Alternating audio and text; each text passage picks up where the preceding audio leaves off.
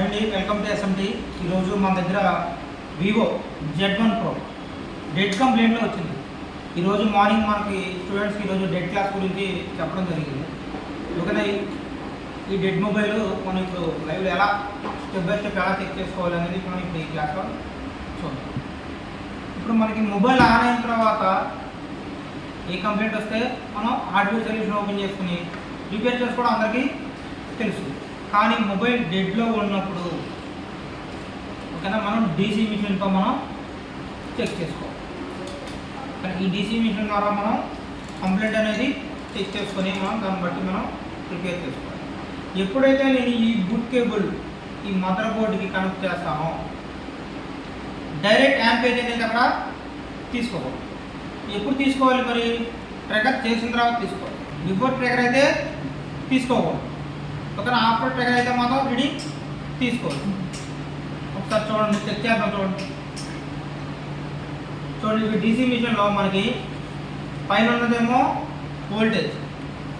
ఒకవేళ ఈ వోల్టేజ్ మనం 3.7 to 4.2 దాకా మనం వోల్టేజ్ అనేది ఇక్కడ పెట్టుకోవచ్చు. మనకి మొబైల్ ఆన్ అవ్వడానికి 2 ఆంపేజ్ సరిపోతుంది. ఓకేనా, చూడండి ఇక్కడ ఆన్ చేశాను. ఆన్ చేయకముందు ఏమవుతుంది, ఇక్కడ మనం పెట్టిన వోల్టేజ్ కనిపిస్తుంది. ఆ తర్వాత ఎంత ఎంపేజ్గా ఇవ్వాలో కనిపిస్తుంది. ఆ తర్వాత నేను ఎప్పుడైతే ఆన్ చేశానో బూట్ కేబుల్ ఆన్ అయింది. చూడండి ఇక్కడ ఇక్కడ ఆగిపోయిందా బూట్ కేబుల్? లైట్ ఇక్కడ ఇది బూట్ కేబుల్, ఇది డీసీ మిషన్ అంటాం. ఈ బూట్ కేబుల్ లైట్ వెళ్ళి చూడండి, బ్లూ కలర్ లైట్. ఆఫ్ చేస్తే అయిపోద్ది, మళ్ళీ ఆన్ చేస్తే ఆన్. అంటే ఇది ఇప్పుడు రెడీగా ఉంది, మనం వర్క్ చేసుకోవాలి.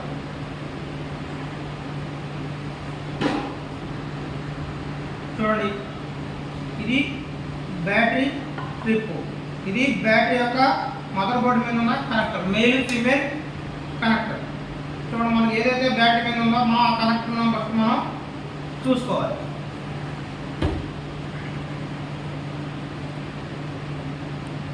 ఏమవుతుందంటే ఇక్కడ రీడింగ్ చూడండి, డీసీ రీడింగ్ ఇక్కడ చూడండి.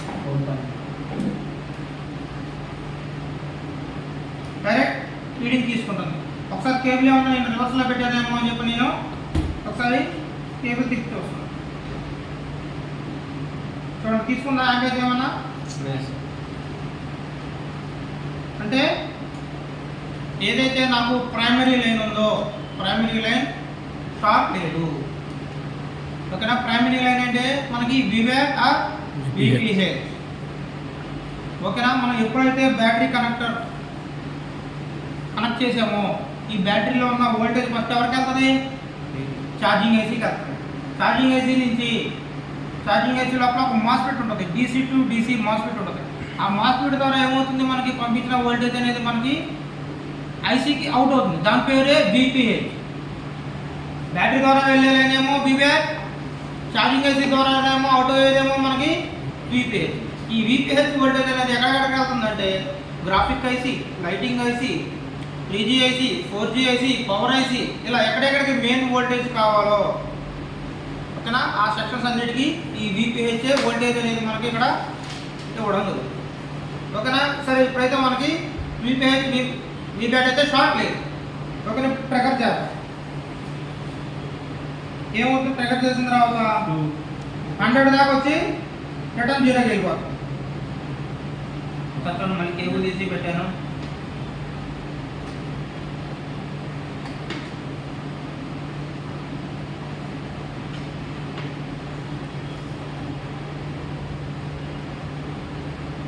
వచ్చింది 100 దాకా వచ్చి మళ్ళీ రిటర్న్ 0 పడిపోతుంది. ఓకేనా, ఫస్ట్ బ్యాటరీ కనెక్టర్ దగ్గర 0 చెక్ చేయాలి. ఎంత వస్తుంది? 400 వస్తుంది. రివర్స్ బయాస్లో చెక్ చేస్తాను. నాకు మినిమం 1200 ఓఎల్ వచ్చిన పర్లా, ఆ పైన ఎంత వచ్చినా నాకు ఇబ్బంది లేదు. రివర్స్ బయాస్లో చెక్ చేస్తాను. సరే అయితే విపిహెచ్ కూడా చెక్ చేసుకోవాలి. ఇప్పుడు నేను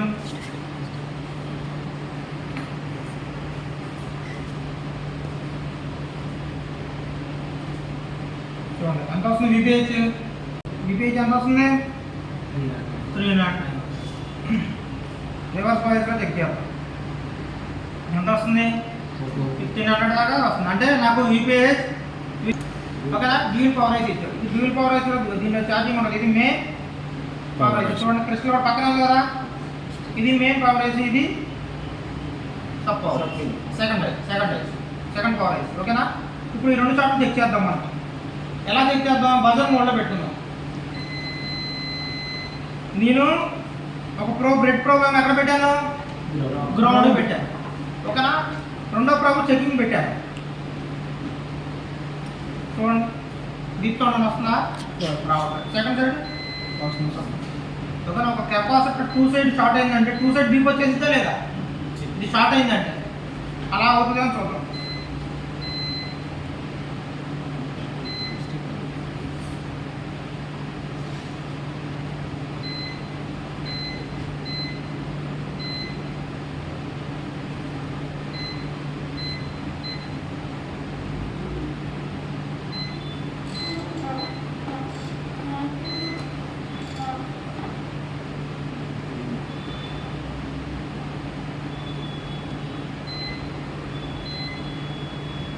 ఏం చెక్ చేస్తున్నాను ఇక్కడ? 2 సైడ్ ఒక కెపాసిటర్ 2 సైడ్ షార్ట్ అవుతుందో లేదో నేను ఇక్కడ చెక్ చేస్తాను. చూడండి 2 సైడ్ షార్ట్ అవుతుందా? పక్కన ఒక కెపాసిటర్ ఉంది కదా, దీన్ని చెక్ చేస్తాను. ఒక సైడ్ షార్ట్ అవుతుంది, రెండో సైడ్ జిఆర్ సైడ్ రావట్లా. ఇంటి పక్క చూద్దాం. అంటే ఇది డౌట్ పడాల్సిన లైన్. ఓకేనా. సరే మనకు కావాల్సిన ఏంటి? మెయిన్ బోర్డేనా? చెప్పాలి మీరు. మెయిన్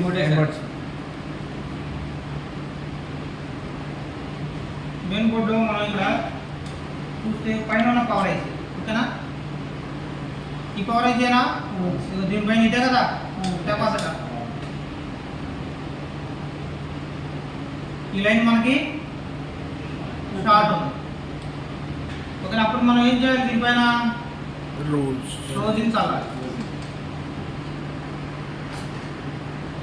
రోజుని ఏంటంటే ఇప్పుడు ఆ లైన్లో మనకు ఒక 10 కెపాసిటర్లు ఉన్నాయి. ఆ 10 కెపాసిటర్లో ఏది డ్యామేజ్ అయిందని మీకు ఎలా తెలుస్తుంది?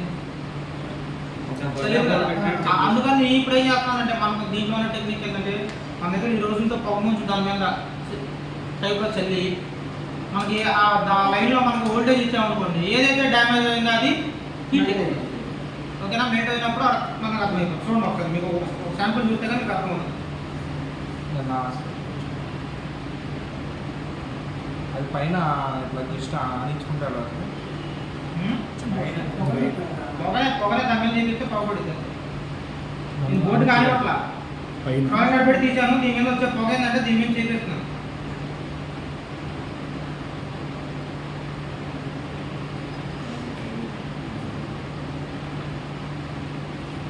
ఇప్పుడు మనం ఏం చేయాలి? ఇక్కడ నాకు 4.2 వోల్టేజ్ ఉంది.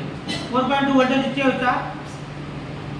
ఇవ్వకూడదు. నాకు ఎందుకు ఇవ్వకూడదు అంటే నాకు ప్రైమరీ లైన్ షార్ట్ ఉన్నా, ఓకేనా, ప్రైమరీ లైన్లో బీబెట్ ఆర్ బీపీహెచ్ షార్ట్ ఉంది అనుకోండి, నేను 4.2 ఇచ్చేస్తాను. కానీ పవర్ ఐసీ నుంచి వచ్చే వోల్టేజ్లు మనకు తక్కువ వోల్టేజ్ కదా, మనం ఎంత పడితే అంత ఇవ్వకూడదు. బక్ లైన్స్ అనుకో సిపికి 0.80 అనుకుంటా. వ్యాల్యూ కార్డ్ మీద అవ్వాలి. గ్రౌండ్ మీద చెప్తే ఏముంది మనకి? చూడండి వ్యాల్యూ కార్డ్ మీద మనం వోల్టేజ్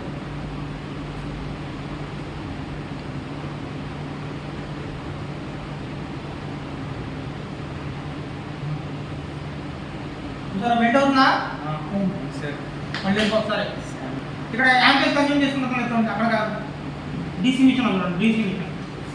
నేను ఎప్పుడైతే ఇక్కడ ఈ కెపాసిటర్ మీద పెడతాను ఇక్కడ యాంపేజ్ కన్జ్యూమ్ చేసుకుంటాను. మనం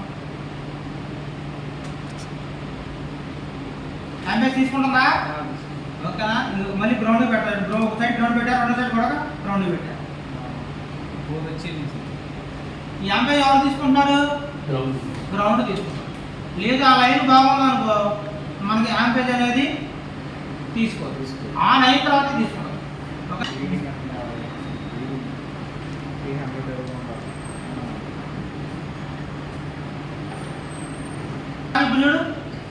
మొబైల్ వదిలేసా, నేను కేబుల్ కనెక్ట్ చేశాను, ఆన్ ఆఫ్ బటన్ నొక్కాను, ఏమవుతుంది? నాకు ఫోన్ ఆన్ అవుతుంటే యాభై ఆటోమేటిక్గా అది కన్జ్యూమ్ చేసుకుంటాను. లేదు నాకు ప్రాబ్లం ఉందంటే ఏమో రిటర్న్ చేయడం అమ్మనే పడిపోతుంది.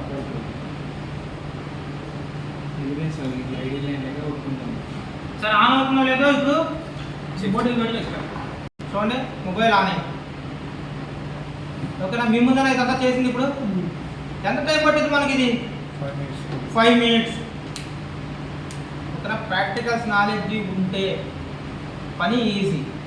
హ్యాండ్ స్కిల్స్ ఉన్నాయి అనుకో, సీపీ వచ్చింది అనుకో, ఎంతసేపు చెప్తారు? మహా అయితే ఒక అరగంట, లేదంటే 1 hour, గంటలో ఒక ఐసీ తీసి రీపోజ్ చేయలేరా మీరు?